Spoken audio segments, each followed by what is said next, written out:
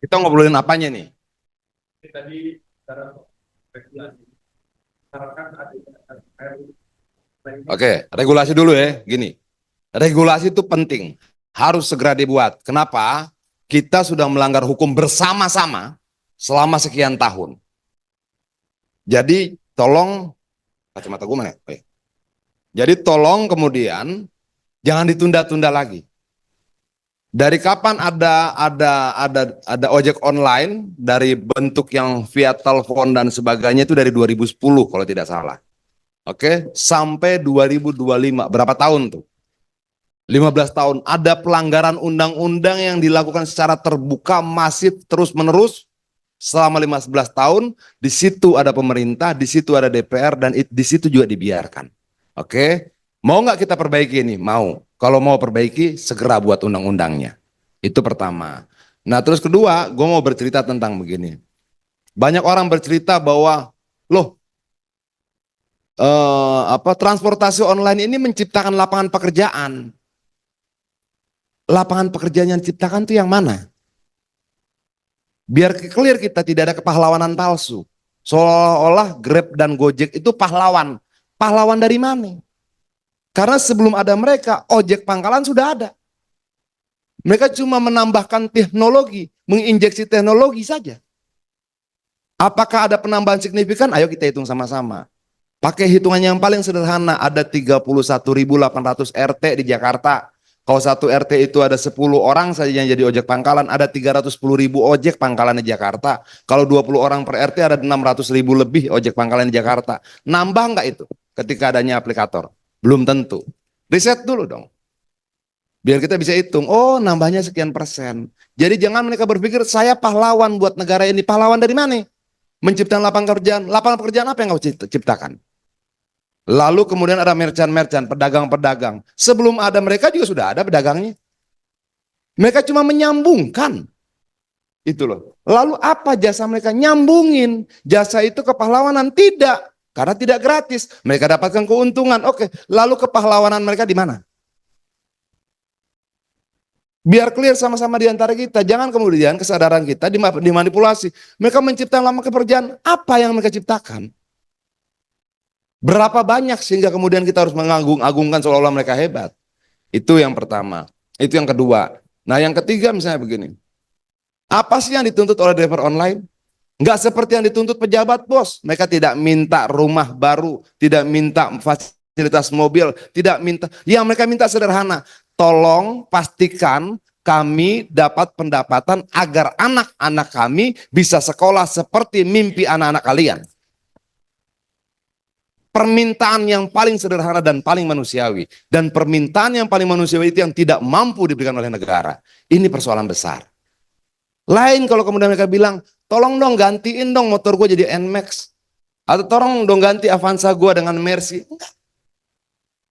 Mereka berjuang, turun demonstrasi, aksi untuk memastikan anaknya bisa seperti anak kita-kita yang di DPR ini. Sekolah yang pantas, berpakaian yang pantas, istrinya tidak kehujanan, bisa tinggal di rumah yang layak. Sederhana. Dan setelah 70 tahun, hampir 80 tahun kita merdeka, kita masih gagal memberikan itu. Itu loh. Nah itu yang ketiga. Lalu yang keempat, lu mau dengar cerita apa? Begini, perjuangan mereka ini nggak gampang. Dari 20% turun menjadi 10%. Sebenarnya tidak turun 10%. Oke. Dalam undang-undang, dalam peraturannya, kalau salah dikoreksi ya. Gue agak-agak suka lupa-lupa. Kalau dalam peraturan Menteri 1001 dibilang 15% plus 5%. Oke. 15% itulah komisi aplikator, 5%-nya itu adalah tunjangan kesejahteraan buat driver. Apa saja yang dimaksudkan, bla bla bla bla, ada itu dalam peraturan menterinya. Siapa yang mempertanggungjawabkan angka 5% ini sejak tahun 2022? Siapa yang pegang uangnya? Kemana uangnya? Berapa jumlahnya? Boleh nggak kemudian driver ojol tahu? Mereka bilang kita buat ambulans, ambulans mana? Memang di jalan ada tuh ambulans Gojek. Saya cari tahu, oh enggak, itu CSR mereka berikan pada dalam bentuk ambulans pada namanya kalau tidak salah yayasan yayasan medis, kalau tidak salah Ozora kalau tidak salah. Betul nggak tuh Pak? Dicek dong. Oke. Nah, jadi itu juga bukan untuk ngangkut driver ojol itu yang menurut riset 31,6% driver itu pernah alami kecelakaan. Semua dibayar nggak? Tapi dalam komponen 5% ada komponen apa? Asuransi. Betul nggak Pak? Betul nggak? Betul toh? Ada asuransi. Oke. Mereka bayar asuransi dari yang 5%. Waktu mereka bikin STNK bayar asuransi nggak? Waktu bikin SIM bayar asuransi nggak? Mereka ini orang kaya. Asuransinya 3. Tapi tidak tahu kemanfaatannya buat mereka. Ini masalah ke buat kita semua? Bagi saya masalah. Oke? Sejauh mana yang 5% itu betul-betul diberikan untuk meningkatkan kesejahteraan mereka. Lalu cara berpikir negara bagaimana? Cara berpikir negara, perusahaan aplikator ini punya kemampuan lebih hebat mengelola kesejahteraan mereka. Gitu. Itu kan cara berpikir negara. Ada orang yang sangat luar biasa pintar mengelola, termasuk mengelola apa yang mensejahterakan driver. Kalau begitu balikin yang 5% sama driver. Biar mereka urus kesejahteraan mereka sendiri. Kenapa nggak kelihatan? Nggak kelihatan. Apa sih yang diurus? Kecelakaan, emangnya asuransi aplikator yang dipakai? Tidak, jasara harja lagi. Jasara harja lagi. Lalu uang itu kemana? Oke, sudah tidak percaya, tolong dong Bapak Kementerian Perhubungan sampaikan pada menteri yang terhormat, balikin yang 5%. Sesederhana itu. Sisa berapa? Sisa 15. Tuntutan driver berapa? Berapa yang mau diturunkan? Cuma 5%. Wah, nggak bisa begini. Singapura 5%, 10%. Malaysia 6% kata mereka. Australia 8-12. Kenapa kita selalu lebih tinggi daripada yang lain? Ini problem yang sama seperti upah buruh tenaga kerja sawit. Buruh sawit di Indonesia kenapa lebih murah bayarannya dibanding buruh sawit di Malaysia? Yang ditanam sawit, pupuknya sama, yang dipetik sama, yang dipanen sama, dijualnya sama. Kenapa lebih murah? Sama juga seperti ini. Itu yang berapa tadi? Yang keempat ya. Lu mau berapa banyak gue bercerita? Itu loh. Karena satu persatu bisa kita ceritakan. Termasuk misalnya begini. Gue bercerita kenapa bisa terjadi RDPU kemarin tanggal 21. Rencana RDPU di Komisi 5, kalau saya salah tolong dikoreksi Bu ya. Itu sudah diputuskan, RDPU dan driver online itu, kalau saya tidak salah sudah diputuskan dalam rapat internal Komisi 5. Betul nggak? Oke. Menjelang RDPU, jadwalnya hilang. Saya masih tanya di grup, kenapa nggak ada, kenapa nggak ada, kenapa nggak ada. Oke, tanggal 19, kalau tidak salah 19, saya lupa tanggal 19 atau tanggal 18, ada orangnya Pak Dasko datang ke rumah saya. Oke, tanya soal ojol, saya jelaskan. Tanggal 19 kalau tidak salah kita rapat dengan Kementerian Kementerian Perumahan. Ya. Saya datang, tiba-tiba Pak Dasko minta ketemu dan saya di lantai 4. Dia tanya tentang ojol dan saya ceritakan. Panjang lebar. Termasuk saya ceritakan tentang BHR. Kenapa cuma dapat 50.000? Kan 5% tiap hari dipotong. Kok cuma 50.000? Saya ceritakan semua dari A sampai Z segala macam. Dan saat itulah kemudian Pak Dasko berinisiatif untuk melakukan RDPU tanggal 21 yang sudah bergeser dari jadwal. Itu artinya harus kita akui di sini bahwa RDPU tanggal 31 itu betul-betul memang apa? Tanggal 21, yaitu telepon Pak Dasko. Kenapa berubah? Jalankan terus. Saya jelaskan jumlah pengemudinya, apa kerugian mereka dan sebagainya itu dari ujung ke ujung saya jelaskan. Sambil makan siang saat itu. Nah, kenapa hilang jadwalnya? Saya nggak tahu. Tapi kalau kita lihat-lihat berapa kira-kira pendapatan aplikatornya gede. Kalau pendapatannya gede, aroma uangnya gede. Gitu loh. Apakah aroma yang sama tercium sampai Kementerian Perhubungan? Saya nggak tahu. Tapi kelihatannya alotnya perjuangan ini. Emang segitu alotnya? Iya. Karena kalau turun kemudian misalnya 5% berarti sekitar total dari 15% itu sepertiga kan.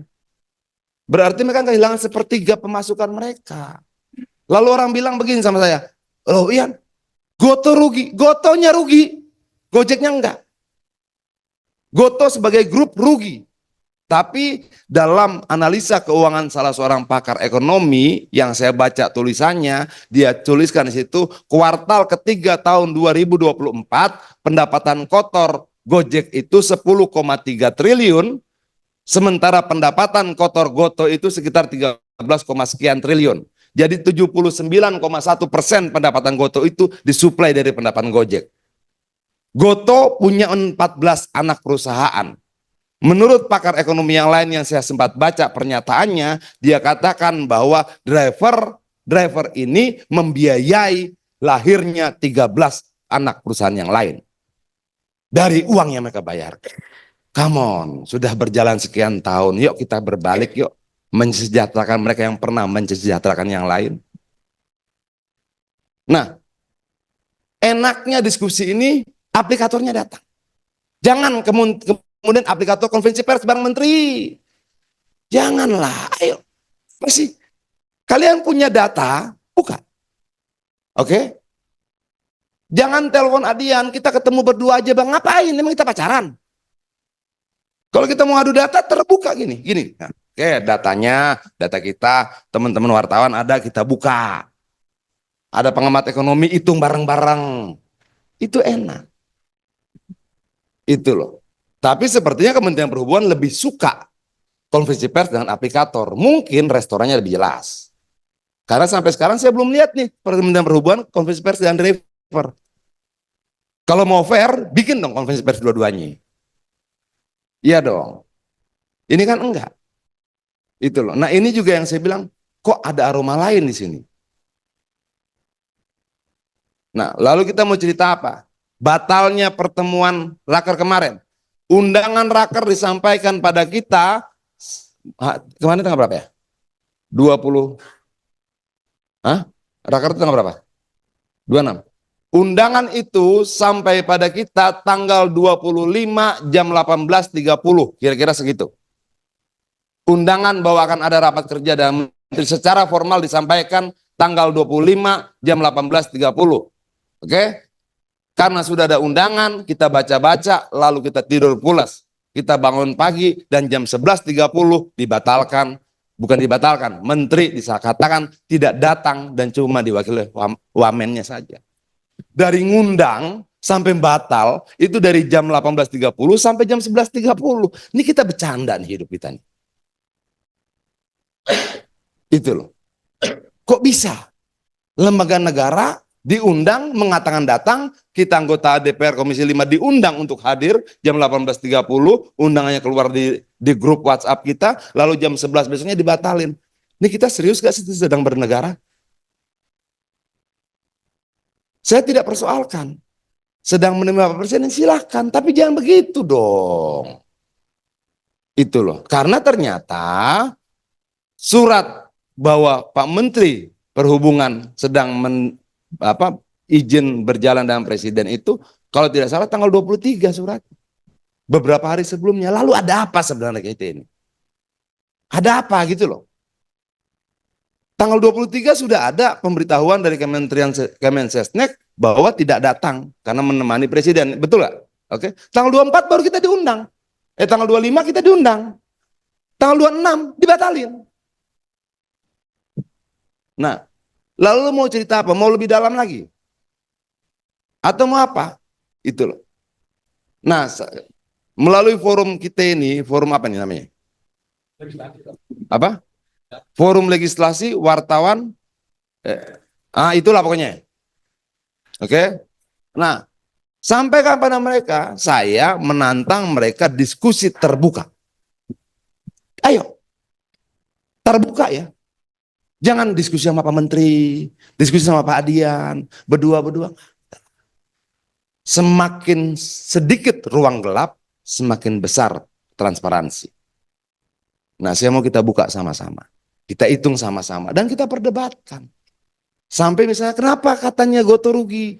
Berapa anak perusahaan Gojek dan sebagainya. Kita belum bicara Grab nih. Oke? Nah. Lalu kemudian menteri ada yang bilang begini nih. Kalau nggak salah Pak Menhub juga ngomong.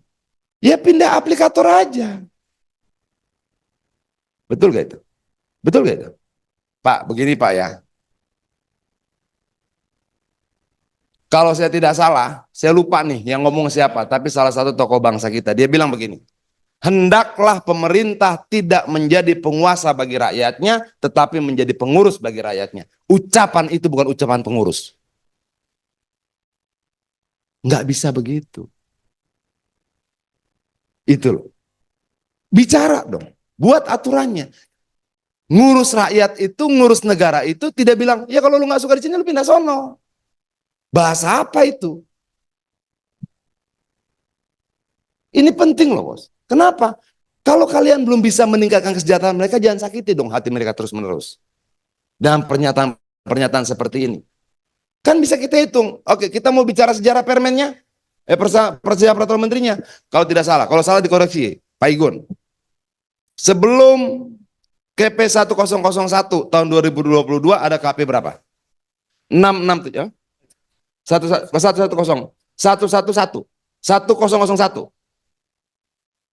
Ya, sebelum 1001 tahun 2022 ada KP 667. Di KP 667 berapa persentasenya? 15%. Dalam waktu berapa lama berubah jadi KP 1001? 3 bulan kemudian berubah. Belum berlaku sudah berubah.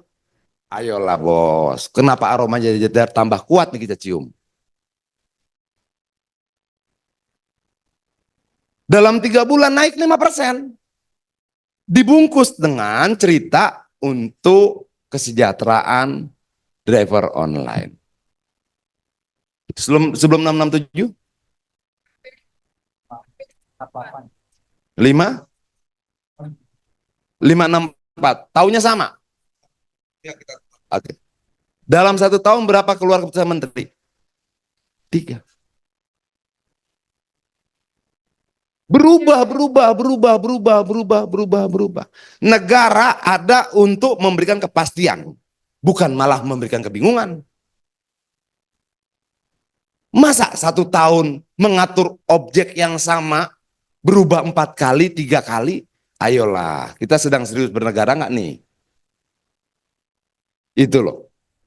Nah ini aneh nggak? Ini rangkaian keanehan. Dan semakin aneh, semakin ngotot kita akan berjuang. Saya bilang pada teman-teman termasuk di Komisi 5, palunya nih di teman-teman Komisi 5 nih. Lu ketok, tok, minimal 20 juta jiwa lebih sejahtera. Sekarang tinggal keberanian kita ngetok itu.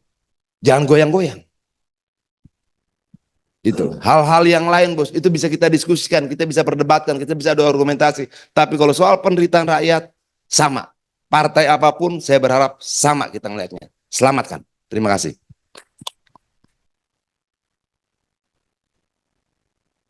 Mungkin sudah hadir di tengah-tengah kita Pak Luis Toib ya dari Kemenlu. Mungkin tadi ada beberapa pertanyaan anehan kira-kira. Oh iya, gue lupa. Kita pernah nggak ngundang aplikator DPR yang undang? Pernah. Yang undang Badan Aspirasi Masyarakat. Kita undang diskusi terbuka bersama dengan driver dan anggota DPR, termasuk Bapak juga datang dan lain-lain datang. Datang nggak aplikatornya? Kagak datang. Itu udah DPR yang undang aja kagak datang. Baik, Assalamualaikum warahmatullahi wabarakatuh. Selamat siang, salam sejahtera untuk kita semua. Yang terhormat Pak Adian, Bu Reni, Pak Tias, dan Pak Igun ya. Dan rekan-rekan yang hadir pada kesempatan siang hari ini. Pertama kami mohon maaf juga Pak, ini tadi saya dapat dadakan WA ya terkait dengan kegiatan ini. Dan Pak Dirjen hari ini berangkat haji Pak, jadi cuti selama 16 hari. Nah, jadi mungkin saya ditugaskan untuk hadir pada diskusi pada siang hari ini.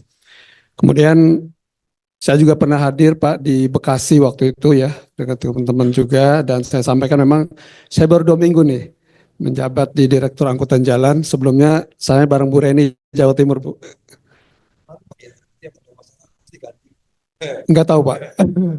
Saya kalau dulu ya, ya kalau saya ditugaskan ya dimanapun ya saya siap aja Pak.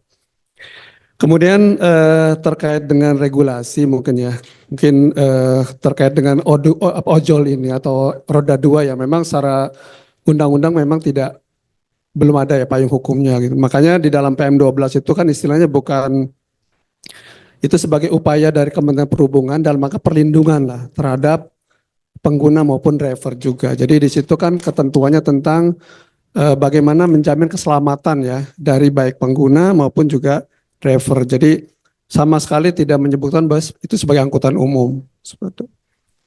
Oleh karena itu mungkin terkait dengan usulan untuk menyatakan roda dua sebagai angkutan umum ya monggo itu ranahnya mungkin Komisi 5 untuk diusulkan dalam rancangan revisi Undang-Undang LHJ misalnya seperti itu. Nanti kan bisa ada pro dan kontranya terkait dengan R2 sebagai angkutan umum.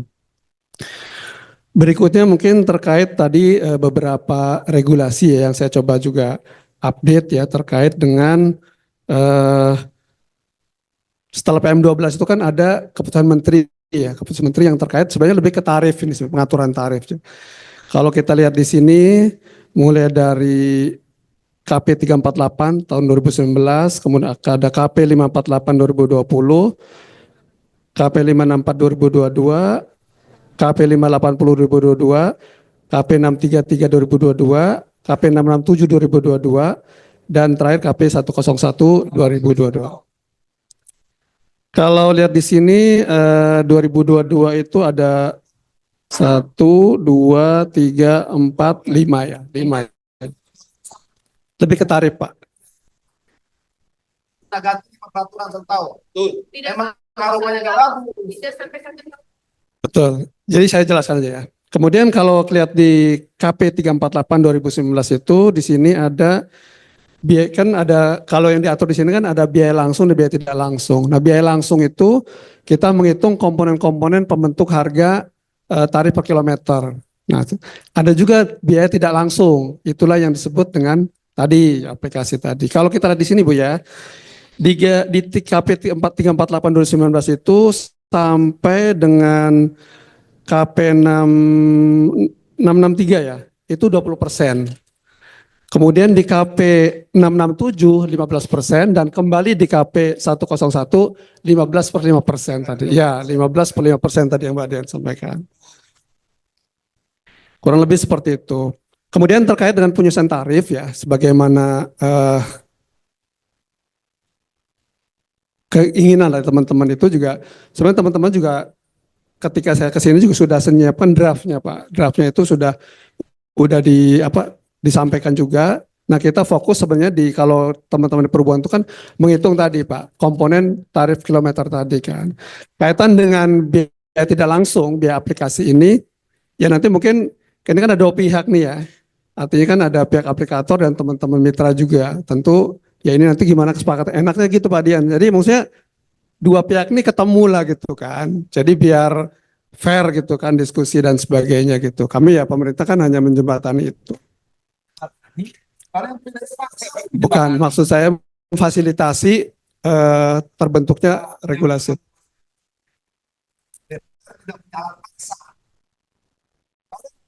Izin update segala macam sanksi di tangan kalian.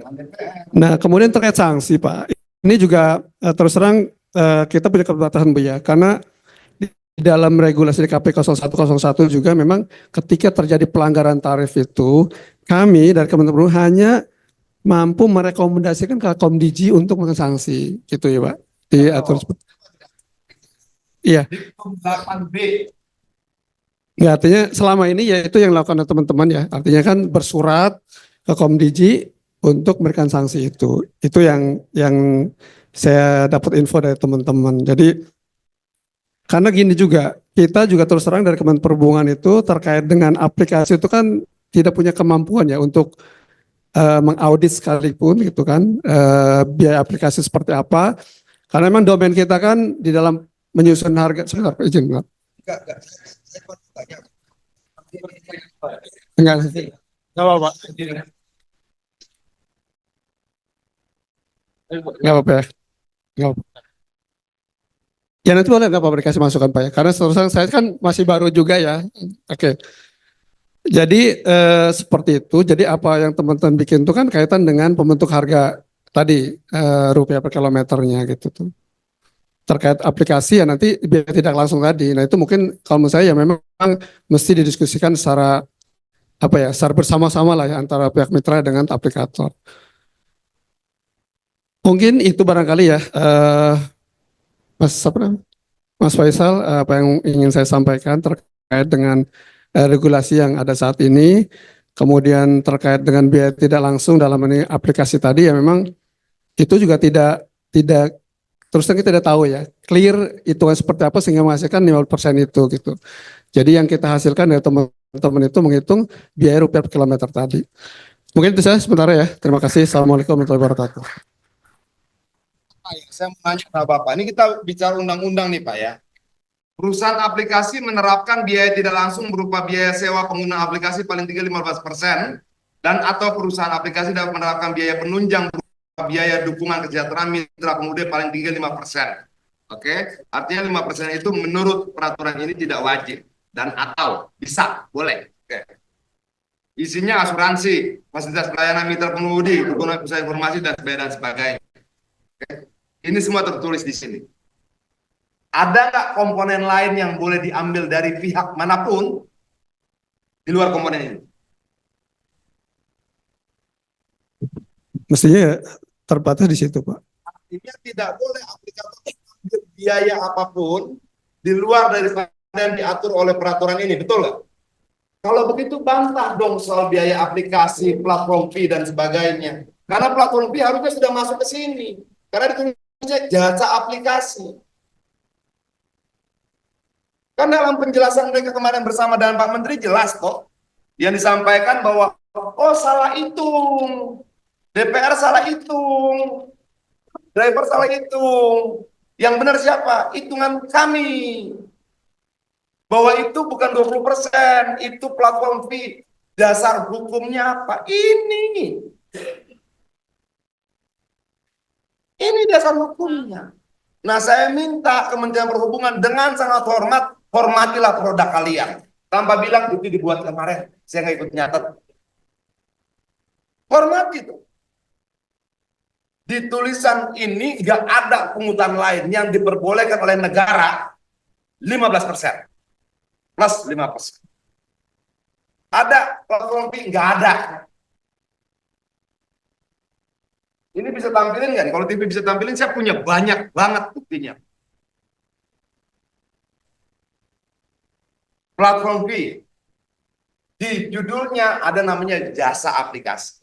Beda, motor 2.000 sampai 3.000, mobil 9.000 sampai 10.000. Itu masuk kemana tuh duit? Apakah dari 15% ini? Menurut mereka, bukan. Bukan dari 15%. Oke, dasar hukumnya apa? Oke, ada itu lagi. Kalau kita jemput ke bandara, ada biaya lokasi. Kalau jemputnya di Halim, biaya lokasinya 18.000. Itu masuk mana? Lalu, sudah ada potongan 5% untuk asuransi. Mereka masih dikasih lagi Rp1.000 biaya perjalanan aman. Itu masuk mana? Kalau menurut peraturan ini, semua itu include dalam 15% ini. Itulah kemudian dari seluruh data perjalanan yang dimiliki, semua tagihannya di atas 20%. Nggak ada aturan hukumnya tentang platform fee. Nggak ada aturan hukumnya tentang biaya lokasi. Nggak ada aturannya lagi tentang Rp1.000 untuk perjalanan aman. Ada lagi yang lain, komponen lain. Biaya hijau kan. Buat nanam pohon. Pohonnya di mana? Berapa batang yang ditanam? Ayo dong. Itu loh. Nah, kenapa kementerian nggak berbuat apa-apa untuk ini? Dan dengan tenang ikut menjadi juru bicaranya aplikator.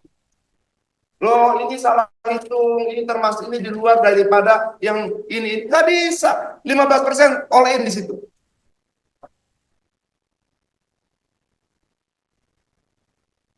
Lanjut.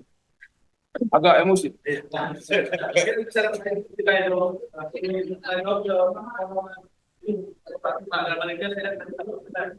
Baik, terima kasih sekali atas undangannya. Eh, saya akan melanjutkan yang disampaikan Bang Aldian. Kebetulan tahun 2018 ketika masih ya agak jaya lah, itu kami melakukan survei terhadap pengemudi baik ojol maupun taksi online, gitu ya. Nah, dari survei itu hanya 4% yang betul-betul murni sebelumnya itu belum bekerja menjadi ojol. Selebihnya mana? Selebihnya ada yang dulu sudah bekerja karena pada saat awal-awal ini pendapatannya tinggi, mereka keluar dari pekerjaan itu menjadi sopir ojol. Saya kira teman-teman mengalami itulah ya. Banyak sekali waktu itu eksekutif-eksekutif yang meninggalkan pekerjaannya karena menjadi sopir taksi online maupun ojol itu pendapatannya sangat tinggi. Itu. Survei yang dilakukan oleh Badan Kebijakan Transportasi tahun 2021 lalu, jadi selisihnya ada 3 tahun, hasilnya sama, hanya 4%, ya 4% lebih sedikit lah ya, yang merupakan pekerjaan murni pilihan sebelumnya itu belum pernah bekerja. Jadi memang kalau klaim-klaim menciptakan sekian tenaga kerja dan segalanya itu sebetulnya itu klaim. Yang ada adalah orang berpindah karena diiming-imingi. Nah, kenapa sekarang ini menjadi isu besar? Karena mereka ini sekarang kecewa, teman-teman ini sudah mau bekerja lagi, usianya sudah nggak memungkinkan. Jadi mereka ini, teman-teman ini sekarang ini berada dalam kefrustasian. Sudah kehilangan pekerjaan tetapnya dulu karena diiming-imingi oleh bonus yang tinggi, tapi sekarang bonusnya sudah nggak ada, pungutannya makin besar, sementara mau balik ke pekerjaan yang lama sudah nggak memungkinkan karena usianya.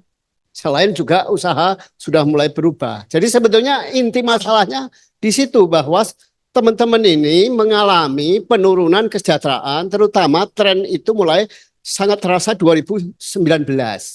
Dipukul lagi oleh COVID gitu loh. Tapi mulai 2019 itu tren pendapatan itu sudah menurun gitu ya. Nah, sekarang apalagi sekarang ini sekarang bukan hanya soal COVID saja, tetapi orderan juga turun karena adanya efisiensi anggaran yang mau tidak mau membatasi kegiatan. Ketika kegiatan berkurang, otomatis orderan juga berkurang.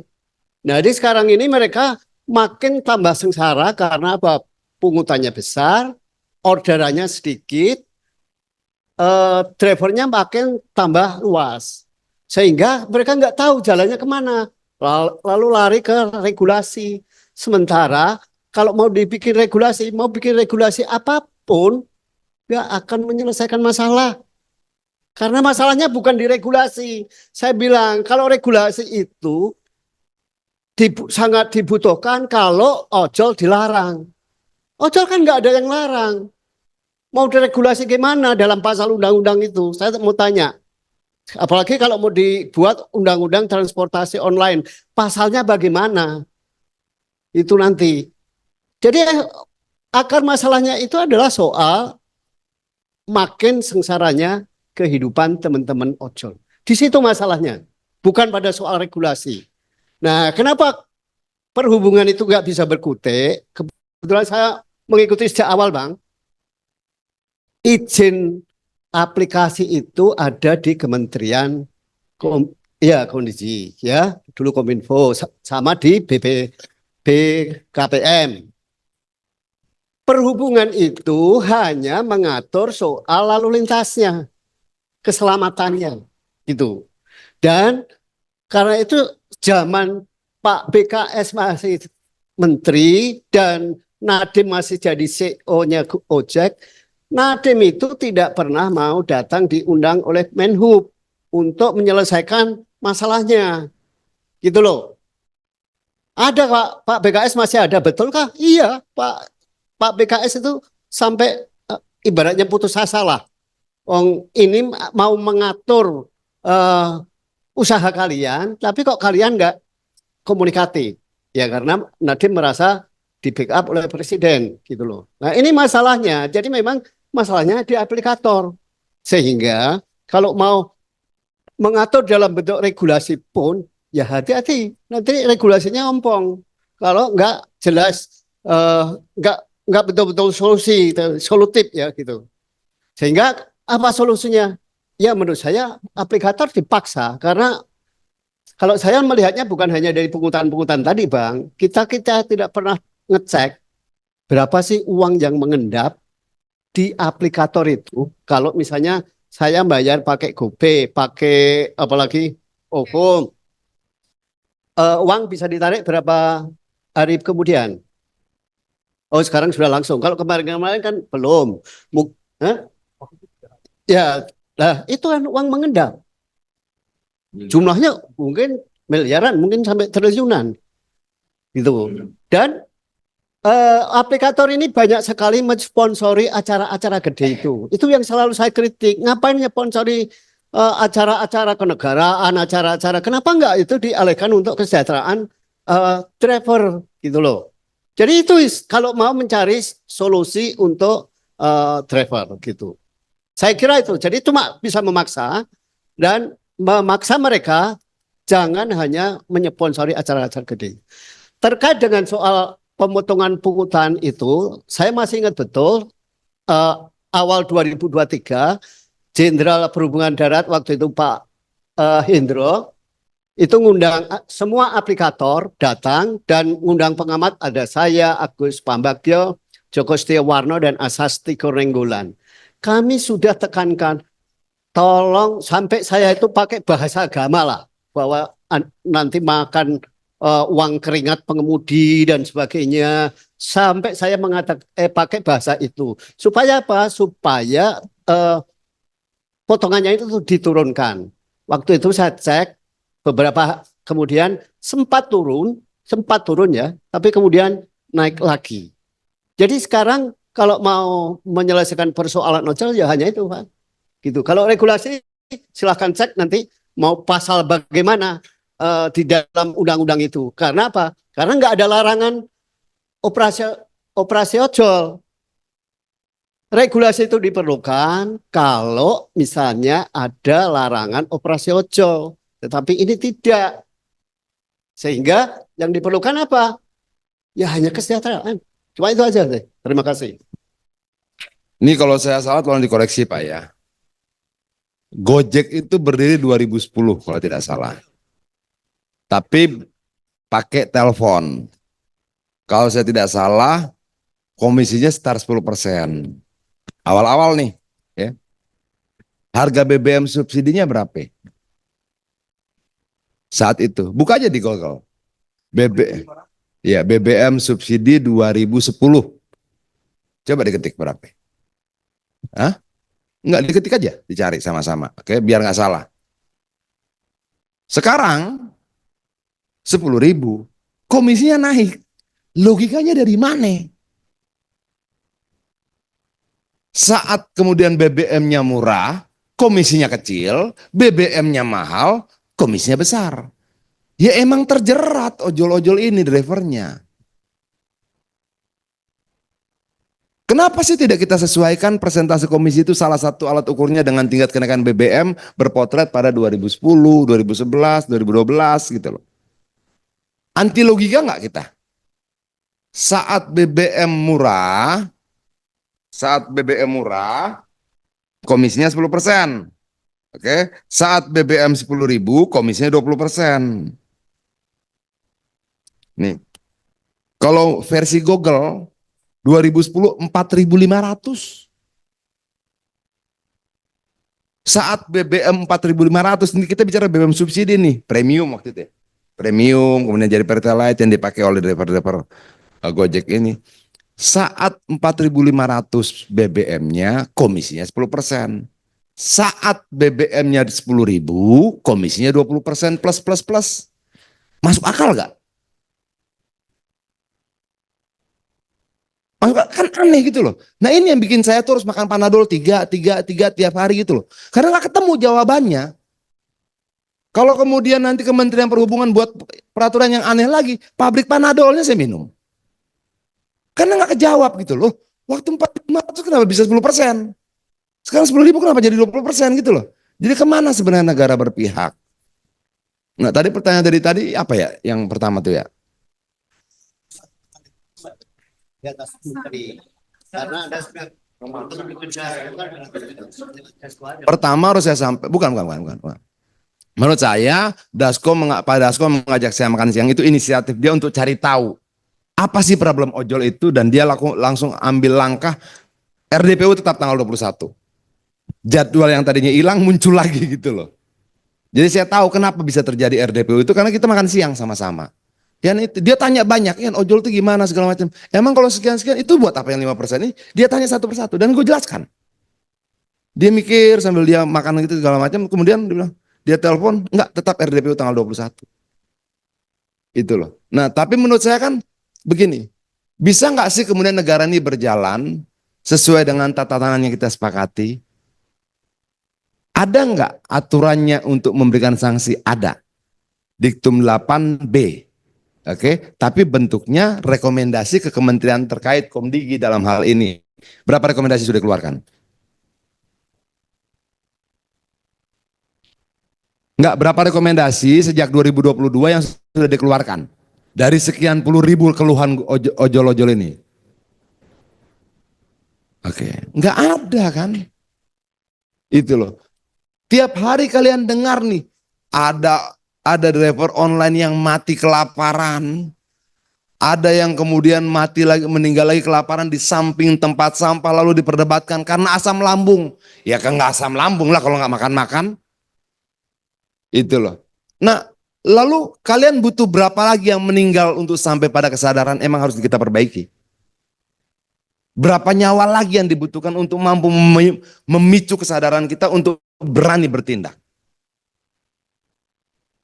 Dan aturan itu di KP 101 itu ada. Gampang, rekomendasi ditindak. Rekomendasi ditindak. Ada rekomendasinya? Nggak ada kan? Nggak ada. Emang nggak mau berbuat apa-apa gitu loh. Enaknya tuh, Pak Adian, kami sudah kirim 2.300 rekomendasi tapi tidak ditindaklanjuti. Ini nol rekomendasinya. Ya memang tidak peduli. Itu loh.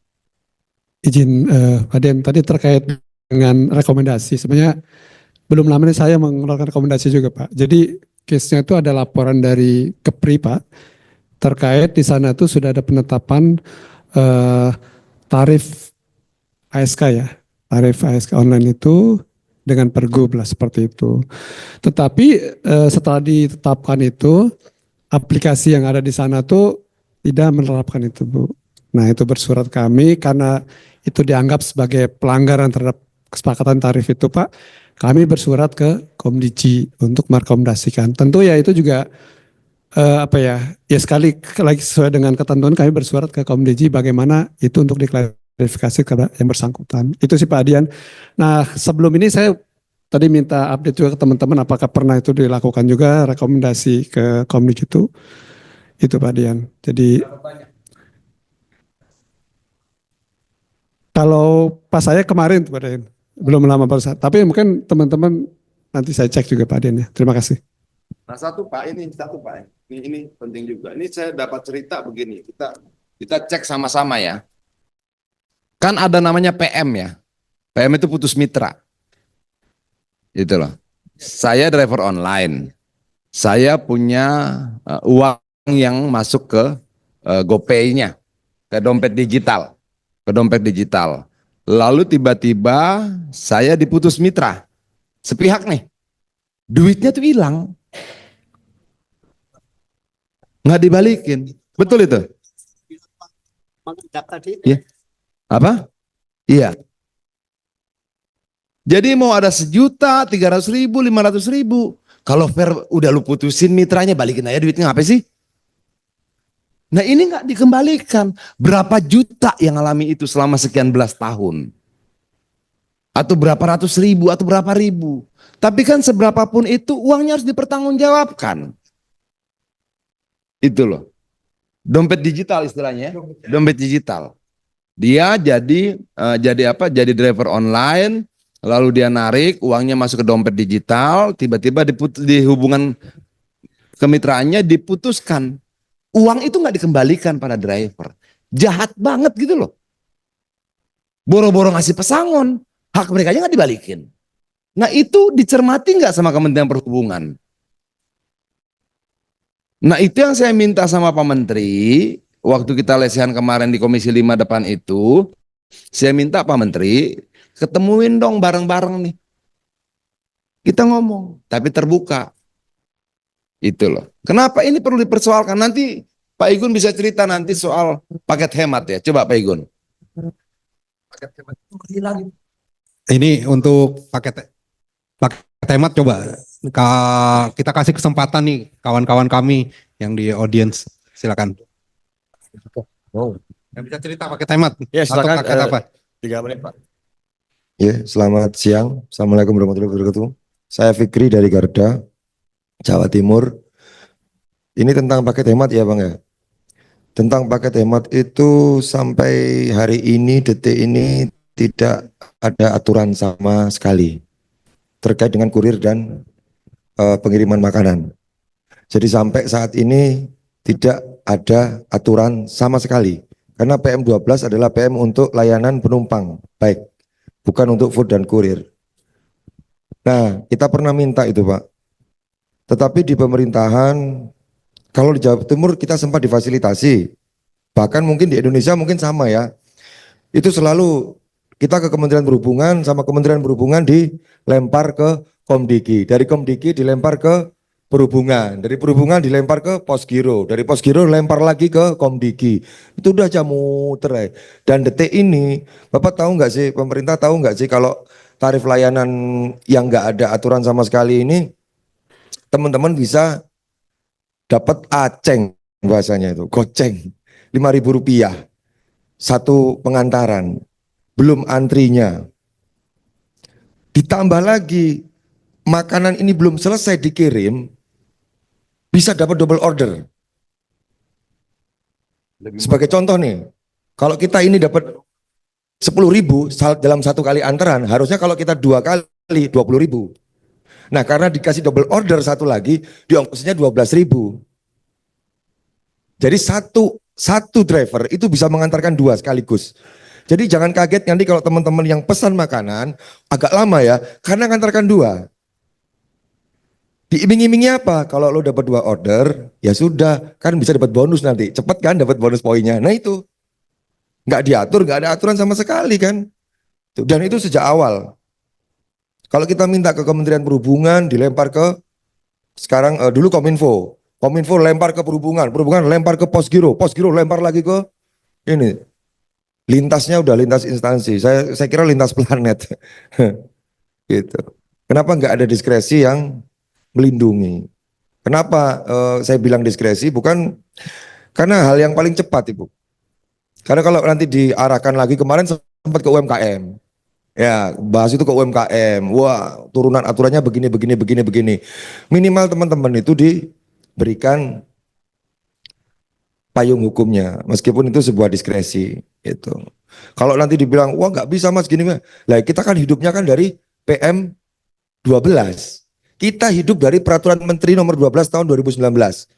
Saya tahu bagaimana PM itu, sudahlah ya. Tapi yang kita tahu bahwa PM 12 itu adalah teman-teman ini secara tidak langsung diakui bisa beroperasi. Nah harusnya pemerintah berikan juga untuk layanan kurir dan food. Jangan pakai alasan undang-undang begini, undang-undang begitu. Sekarang ini telanjang teman-teman itu. Untuk layanan kurir udah telanjang. Pakaian itu nggak ada. Masih aja ngeyel tentang undang-undang, tentang undang-undang. Ini telanjang. Itu loh. Itu.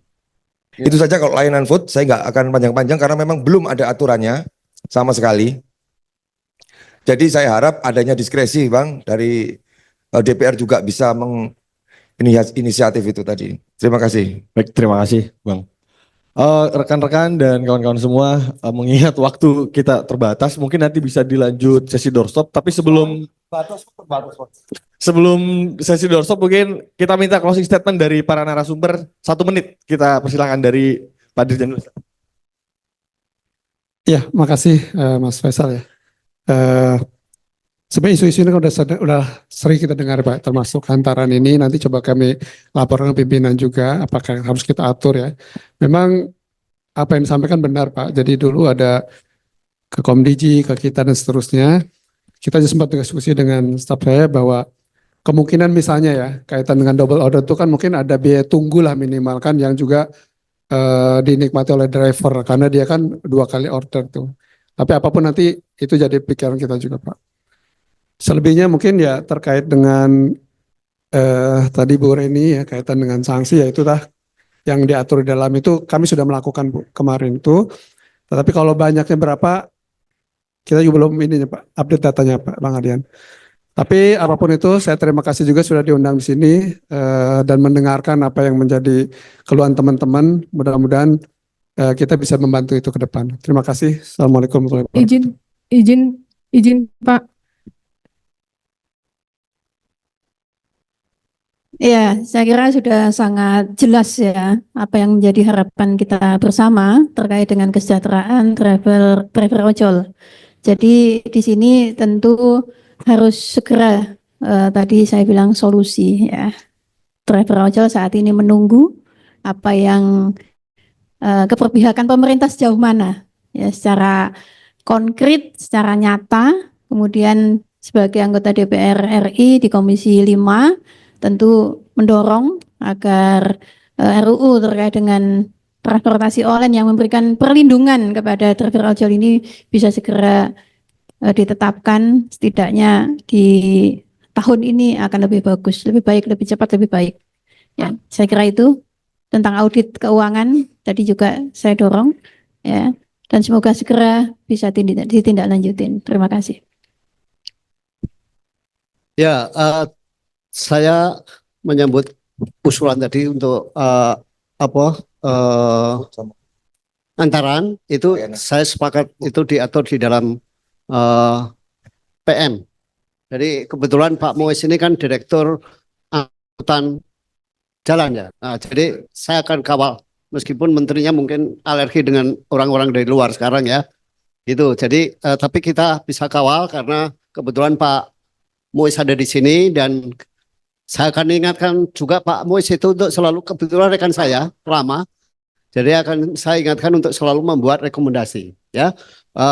Usul saya sih konkret Pak Muiz dari sini nanti mengundang teman-teman ojol untuk membahas untuk membuat rekomendasi ya. Jadi jangan hanya berhenti di sini tetapi yang paling penting adalah langkah konkretnya. Nah, terkait dengan regulasi sebetulnya kalau mau flashback dikit ya, saat pembahasan undang-undang LLH itu sudah muncul perdebatan panjang apakah ojek akan dimasukkan ke dalam regulasi atau tidak. Waktu itu kesepakatannya bahwa ojek itu kan sebetulnya anomali dalam sistem transportasi. Ketika transportasi umumnya jelek, pasti munculnya ojek. Nah, kesepakatannya adalah tidak dimasukkan. Karena apa? Datanya, terima kasih. Silakan. Atau ini dulu. Ini udah mau ngomong. Saya kesempatan lo. Assalamualaikum warahmatullahi wabarakatuh.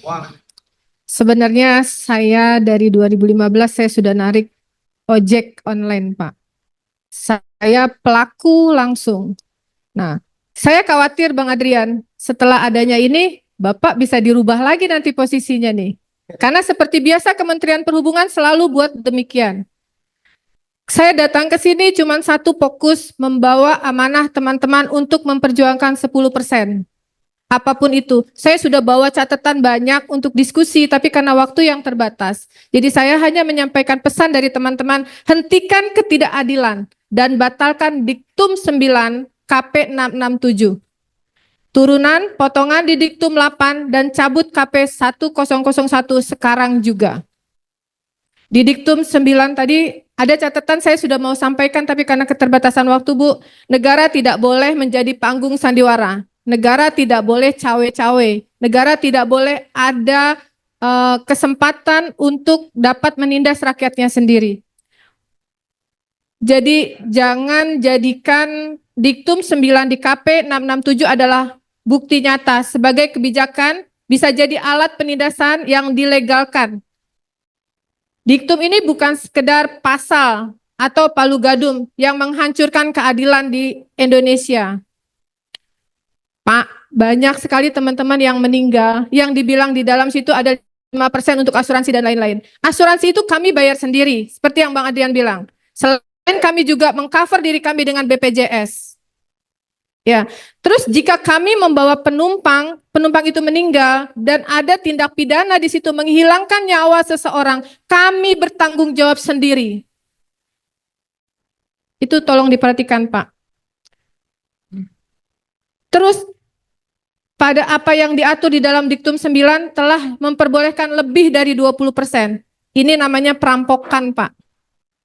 Dan penjajahan gaya baru yang dilegitimasi oleh Kementerian Perhubungan terhadap ojek online. Diktum itu harus dihapuskan segera. Tidak ada ruang untuk berbicara kebijakan yang memiskinkan dan mempermainkan keringat rakyat jelata, Pak. KP 1001 dibatalkan bukan hanya tidak berpihak, tapi juga membuka celah besar untuk praktek korupsi terselubung. Seperti Bang Adrian bilang, aroma sedap di Kementerian Perhubungan dengan aplikator. Yang kami cium seperti itu, Pak. Tapi juga membuka celah besar untuk praktek korupsi terselubung dengan dalih administratif dan sistem pemotongan-pemotongan ini telah menjelma menjadi lahan subur untuk penyimpangan dan manipulasi data. Harusnya memang diaudit, Bu. Tapi yang mengaudit itu perusahaan big vape yang besar. Siapa di belakang dia? Siapa di belakang dia? Sama aja, Bu. Siapa yang diuntungkan? Siapa yang diam-diam tertawa di balik penderitaan para pekerja? Sudah cukup. Ini bukan sekedar kebijakan. Ini adalah pengkhianatan terhadap keadilan. Rakyat bukan timbul yang memuaskan keserakahan birokrat. Sedih. Negara kita sendiri, bukan kita dilindungi oleh negara, tapi kita dijajah oleh negara kita sendiri. Batalkan diktum 9, KP 667, revisi diktum dan KP 667 dengan batas potongan maksimal 10%. Dan saya harap diktum 1001 segera dicabut. Itu aja, Pak. Terima kasih. Merdeka. Sebentar, minta waktu sebentar. Itu pernah disampaikan nggak ke Kementerian Perhubungan terkait dengan apa yang tadi disampaikan? Sudah, berarti apa yang dibacakan tadi sebenarnya sudah sampai ke Kementerian Perhubungan. Nah, mungkin kita minta waktu sebentar. Saya mohon izin atas yang tadi dibacakan dan tadi penjelasannya sudah disampaikan. Sejauh mana Kementerian Perhubungan sudah menindaklanjuti apa yang tadi disampaikan, Pak? Jadi, izin Pak. Izin Bu, saya sebenarnya sudah membuat catatan banyak tentang kejahatan di dalam KP. Ya. Di dalam KP 348 dijelaskan di diktum 4. Terus kemudian turunan KP 564. Pada diktum keempat ada perubahan jarak. Kami tidak masalah itu. Tapi di ke-9, diktum 9 dengan bunyi untuk menjamin kelangsungan pengguna sepeda motor bla bla bla bla segala macam, perubahan biaya pokok lebih dari 20%. Itu poin yang kita tolak. Nah, karena saat COVID, aplikator dengan semata-mata menaikkan atau menambah biaya lain karena merasa dilindungi oleh KP 569 di poin 9. Oke, intinya sudah tersampaikan semua dan sudah tersampaikan ke Sudah, Bu. Pada saat setiap kami Kementerian melakukan Perhubungan. aksi, ini pasti kami sampaikan. Cuman memang Kementerian Perhubungan tidak tanggap untuk hal ini. Nah itu kita minta tolong ya mungkin Pak Muiz sedikit saja merespon terkait dengan itu apa yang sudah dilakukan oleh Kementerian Perhubungan terkait dengan poin-poin yang tadi disampaikan yang informasinya dokumen itu sudah tersampaikan ke sana. Apakah itu menjadi perhatian atau bagaimana? Terima kasih Bu. Terkait dengan kan KP 01 kan satu regulasi ya Bu. Kita ada proses pembahasannya lah. Makanya yang terkait misalnya penyusunan tarif misalnya, itu kan teman-teman sudah ngedraft juga gitu kan ada proses pembahasan di Biro Hukum, bagian hukum, kemudian juga ada harmonisasi seperti itu. Jadi intinya dari kami ya Bu ya, ini kan yang 10% kan baru kemarin ya, yang pas demo tanggal 20 Mei kalau tidak salah, dan ya itu nanti kita bahas bersama gitu Bu, karena ini kan juga melibatkan mitra dan juga aplikator, itu Ibu ya. Baik Kak. Belum, emang kita belum. Jadi waktu itu saya ingat teman-teman kalau tidak salah juga pernah bertemu dengan Pak Yani waktu PLT Dirjen dan sudah menyampaikan kalau tidak salah waktu itu disepakati 10 dari mitra, 10 dari aplikator untuk membahas itu. Kalau tidak saya terinfo ke saya. Nah, izin Pak, tindak lanjutnya kapan gitu Pak? Karena bukan, waktu tanggal 8 Mei sudah jelas disampaikan seperti itu. Pada tanggal 20 Mei pun kita menagih hal yang sama. Tapi sampai sekarang tindak lanjut dari Kementerian Perhubungan yang ditanyakan Ibu sudah sejauh mana? Apa mau merevisi KP itu? Ayo libatkan kami, Pak. Baik. Jangan bersenda gurau dan ketawa-tawa dengan aplikator. Baik. Di situ Pak kekecewaan kita. Dari Kementerian Perhubungan sudah menyatakan siap dan sanggup untuk merubah itu. Dari DPR pun mendukung. Tapi kok kenyataannya malah konferensi pers, Pak. Malah mendukung aplikator yang 20%. Iya. Perjanjian kita kemana Pak? Baru tanggal 8 Mei loh. Setelah itu kita demo tanggal 20 Mei. Setelah itu Pak Menteri malah ketawa-ketawa dengan aplikator. Gitu. Ini bagaimana? Sama. Seperti yang Pak Adian tadi sampaikan. Ada perubahan-perubahan yang sangat begitu cepat. Aroma apa ini Pak? Nah ini pertanyaan buat semua nih. Sebentar Pak. Cukup. Sebentar. Mungkin gini ya, kalau menurut saya konkretnya, kan sesuai dengan apa yang disampaikan Pak Yani ke saya, jadi sepakati ada 10 dari perwakilan. Monggo ditunjuk dulu aja dari teman-teman 10 orang itu siapa. Gitu loh. Ya, izin saya nambahin. Jadi gini, ini proses terjadinya waktu PM12. PM12 itu memang inisiator pertama adalah dari aksi kami mulai tanggal 27 Maret 2018 dan 23 April 2018. Terbentuklah PM12. Kebetulan kami dari Asosiasi Pengemudi Ojek Online Garda ini yang ditunjuk langsung pada saat itu oleh Pak Budi Setiadi sebagai Dirjen Darat, ada notulensinya semua. Dan disetujui oleh Menteri Perhubungan bahwa kami diminta untuk membentuk tim 10. Nah, itu pada saat itu kami masih dilibatkan, aplikator dilibatkan, kami dilibatkan, YLKI dilibatkan, semua pihak stakeholder dilibatkan. Jadi jangan sampai ada nanti diskresi ataupun ada capman yang baru tiba-tiba muncul. Tidak ada lagi nih, kami tidak pernah ada lagi dilibatkan. Makanya dalam 1 tahun itu sampai ada 5 perubahan. Itu tidak satu pun kami dilibatkan lagi. Ini ada apa? Nah, mohon untuk Bapak Direktur Jenderal Darat yang baru bisa menyampaikan ke Pak Dirjen Darat maupun Pak Menhub. Libatkan kami, harus terbuka semua. Keputusan yang keluar itu adalah melibatkan semua pihak. Jangan sampai ada seperti ini lagi. Makasih. Baik, terima kasih. Mungkin yang terakhir Bang Adian, closing statement tadi 1 menit. Habis itu kita lanjut sesi doorstop ya, selanjutnya rekan-rekan media. Silakan Bang. Jadi kalau kita bicara driver online, aplikator ini problemnya banyak banget. Sampai nih ya, jumlah kilometer aja masalah. Kenapa dibilang masalah? Aplikator itu seringkali ngambil garis lurus doang bos. Dari sini lurus ke sono, diagonal 10 km. Gangnya kagak dihitung. Begitu kemudian dia jalan begini, 15 kilo. Gitu. Jadi semuanya masalah. Itu loh. Dan masalah-masalah ini, masalah ketidakcermatan menghitung kilometer, itu ditanggung mereka dengan bensin dan sebagainya gitu loh. Nah, jadi sebenarnya kalau dari rangkaian masalah, jumlah masalah, kerugian, dampak dan sebagainya, uang yang ditahan mereka ketika melakukan putus mitra dan sebagainya itu harus kita hitung sama-sama, diaudit sama-sama dan sebagainya. Memang nggak ada cerita bagi kementerian terkait untuk berlama-lama mengambil keputusan.